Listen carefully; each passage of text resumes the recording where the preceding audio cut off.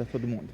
E já vamos falar de discussões fortes que estão acontecendo no MDB, Franci? Olha, sim, Helder, porque a janela partidária já está aberta.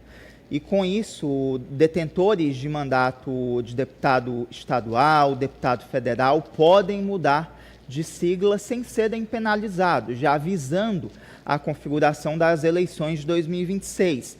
O primeiro a mudar de sigla aqui no Piauí foi o deputado Ziza Carvalho, que estava no MDB e migrou para o Partido Verde, comandado pela ex-deputada Tereza Brito. Só que essa movimentação vem gerando preocupações, especialmente no MDB, com a possibilidade de mais dissidências, Helder. A gente tem, inclusive, aí uma cartelinha em que a gente aponta quais nomes ainda podem sair, são cotados, foram convidados por outras legendas, e também ali quem pode não ir. Foi convidado para o MDB, era dado como certo, mas está negociando com outros partidos. Olha, quem pode sair ou deixar de ir para o MDB? Tem o Gessivaldo Isaías, que está no Republicanos, mas pode permanecer no Republicanos. A Aniara Santos, que é esposa do atual prefeito de Picos, Pablo Santos, que está no MDB, mas também tem convite do Republicanos. Se fala na deputada Ana Paula, que pode migrar para o Partido dos Trabalhadores, Tiago Vasconcelos, que também estaria sendo cotado pelo Republicanos, e o Dragalana, que já foi convidado pelo Republicanos, inclusive disse que aceita e vinha sendo rejeitado pelo MDB. Mas o que acontece, Helder, no último final de semana o MDB realizou uma reunião com essa preocupação de que mais nomes saiam da sigla, e aí o Dragalana, que antes era rejeitado, agora passa a ser aceito pelo MDB nessa chapa. Então tá uma confusão, porque o MDB não quer a chapa de estadual do Republicanos, Helder. E o prazo da mudança é até quando? Agora, em março? O prazo é até o dia 4 de abril. 4 de abril. 4 tá de pertinho, abril. Né? Tá Poucas perto. semanas, Franci. Isso é ali cerca de um mês, Helder, para essa janela acontecer. Abriu no dia 5 de março, na última quinta-feira, e fecha no dia 4 de abril. Então aí tem alguns políticos nessa pretensão de mudar de sigla sem perder o mandato.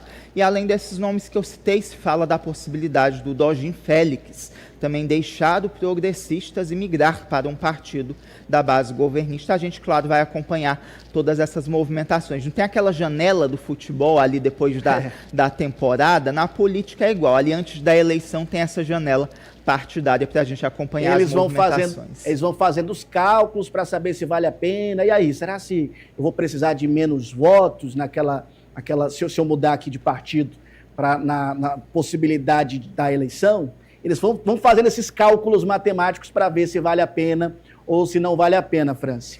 E já vamos falar também do Flávio Nogueira? Isso, o deputado federal pelo PT, pré-candidato à reeleição, porque inclusive, Helder, nas últimas semanas o Supremo Tribunal Federal, através do ministro Flávio Dino, endureceu ainda mais as regras para a liberação de emendas parlamentares, também ali proibindo o saque de recursos advindos de emendas parlamentares, e o deputado federal Flávio Nogueira defendeu esse endurecimento das regras, mas ali tem uma preocupação de que o debate político eleitoral fique concentrado nessas questões. A gente tem aí uma sonora do deputado federal petista. Vamos ouvir. Tem que ser assim, fiscalizar, não criticar, fiscalizar. Onde é que esse dinheiro está? Onde saiu, de onde ele caminhou e ficou aonde? Pronto. Qual o problema nisso? Não pode fazer isso num palanque de falsa seriedade, entendeu? Um palanque de transferindo os olhares de uma coisa que está acontecendo para isso aqui, quer dizer, emendas que quando tem política é vitrine, sempre é vitrine. Pô, nós vemos aqui o quê? As instituições, todas elas acusadas de corrupção. Quem é que vai julgar o outro? Então, as emendas são necessárias. Por exemplo, todas as prefeituras dos municípios têm necessidade de emendas parlamentares para a saúde. Por quê? Porque o governo não chega. Se não houvesse as emendas parlamentares para o custeio da saúde, parava. Como saúde é uma coisa que você não vê, né? O hospital está cheio de gente ali.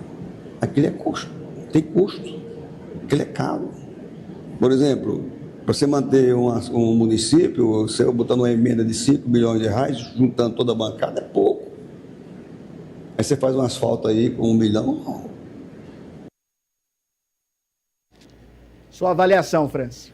Olha, é especialmente em municípios que têm uma dependência forte de recursos vindos da União, vindos do Estado.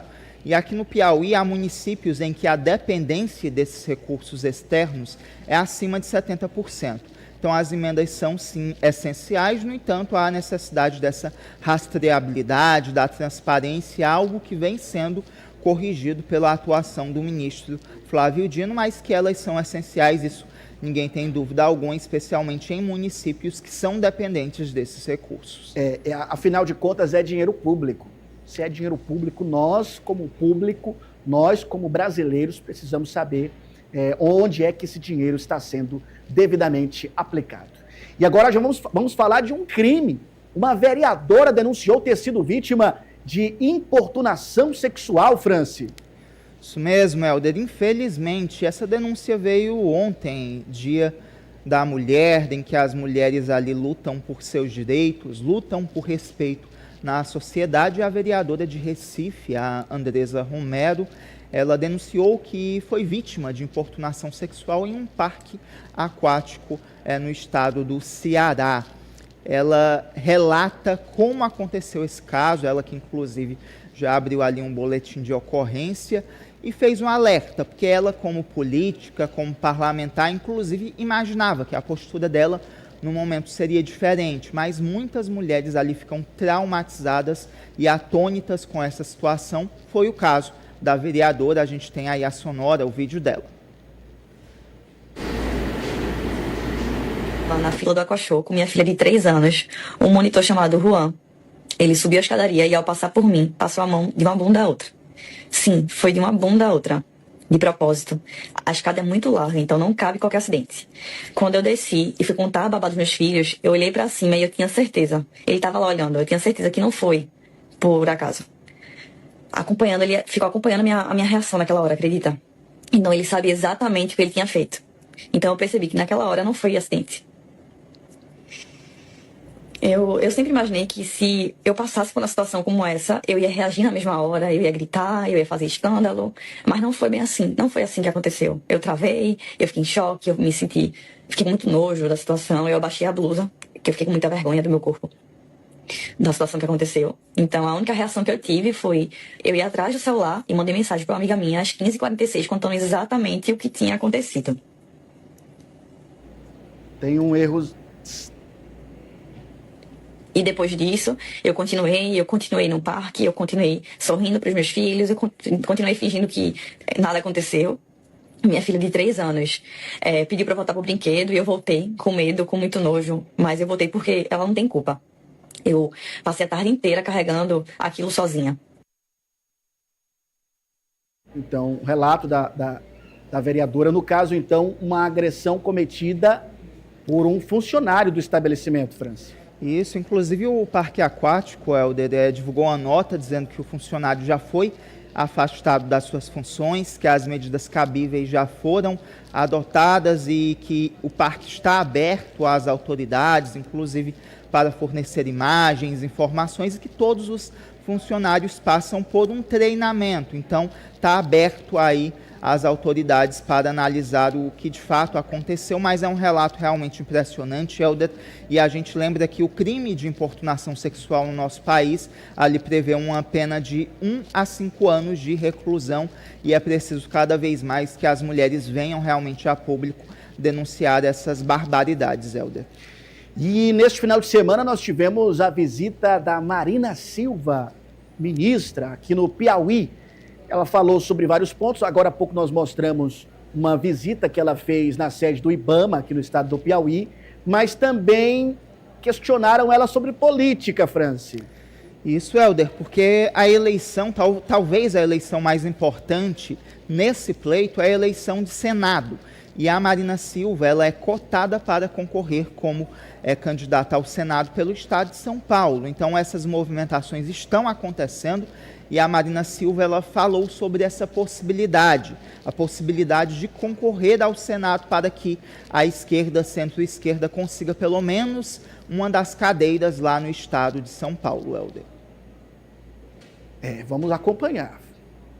Essa questão ainda está em processo de decisão, né? Está sendo feito um debate em São Paulo, tanto eu quanto o Haddad, quanto a Simone Tebet, o vice-presidente Geraldo Alckmin, o Márcio França, são várias lideranças. O bom é que tem bastante gente lá para contribuir. Mas, obviamente, que nós estamos aqui num espaço institucional, eu não quero ficar falando dessas coisas, ainda que foi você que me fez a pergunta. Sim, mas a senhora disputa o Senado de São Paulo? Ainda não está decidido, depende das conversas, dos diálogos. Eu estou muito tranquila, eu quero ajudar a construir o que há de melhor para o Brasil. Sobretudo para que tenha continuidade a política de combater a fome, porque o presidente Lula tinha tirado o Brasil do mapa da fome e voltou para o mapa da fome. Ele voltou junto com o ministro Hélito, o Brasil sai do mapa da fome. Nós tínhamos conseguido enfrentar o desmatamento e o Brasil voltou a ficar fora de controle do desmatamento. Nós voltamos e já temos o compromisso de desmatamento zero, redução de 50% na Amazônia, 32% no país inteiro, mais de 80% no Pantanal e o grande desafio de que isso seja também na Caatinga e no Pampa,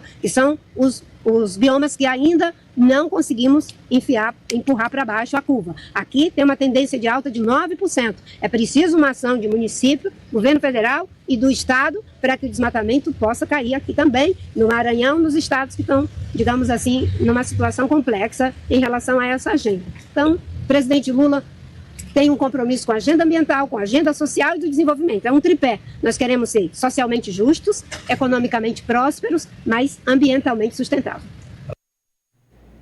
A possibilidade é mais para ser ou para não ser candidata, França?